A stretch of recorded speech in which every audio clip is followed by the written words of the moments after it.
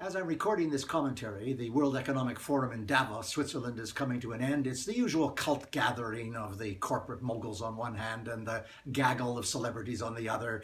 Bono's there, Leonardo DiCaprio's there, and on the CEO of corporate elite, there's the head of Microsoft and Apple and Amazon and Google and Facebook. They're all there having their usual annual, as I think I've said before, self-congratulatory orgy, the saviors of the world.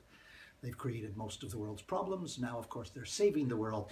But there's always this jarring juxtaposition that occurs during the course of the conference when Oxfam, the excellent international NGO, submits its report on inequality, this time showing that the 62 richest people in the world have wealth equivalent to half of the world's population. That is to say, the oppressed half of the world's population, the impoverished half of the world's population. It's hard to believe, but that means that 62 people, many of them probably at Davos, have a wealth equivalent to 3.5 billion people. How is that possible? But it's valid. Of course, it wasn't discussed at Davos because the 1% don't deal with questions of the proletariat. The centerpiece of the discussion at Davos was, believe it or not, oil.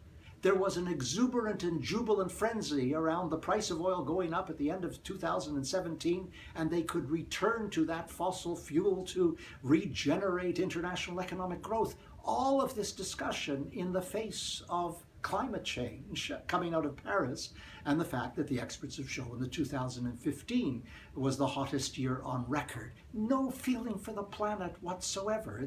It's most extraordinary. The one serious exchange occurred between Leonardo DiCaprio and Justin Trudeau, the Prime Minister of Canada. DiCaprio saying that the oil, some of the fossil fuels, should be left in the ground.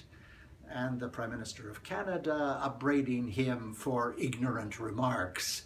What a fascinating exchange. Of course, Justin Trudeau, the new Prime Minister of Canada, rock star status internationally, addressed the conference at the opening and made one of the most extraordinarily vacuous speeches that Davos has ever experienced, which isn't to say that Justin Trudeau isn't a first-rate fellow and he has a sunny disposition. He's conveying Canada as a cheerleader should convey it. But honestly, it was like, I don't know, a university course in Fatuity 101. But the fatuity was exceeded by one person, the Secretary General of the United Nations, who said strongly that he believed in the empowerment of women and that he was appointing many women leaders within the United Nations system. Sure, when he began his tenure 9 years ago, he said publicly that he would achieve gender equity within the United Nations system at these senior levels. And as he's leaving at the end of this year, the number of women in senior positions has declined below 30%. Someone has to tell his advisors to stop misleading the Secretary General. That's not a legacy. Or if it is a legacy, it's a legacy of disingenuous poppycock.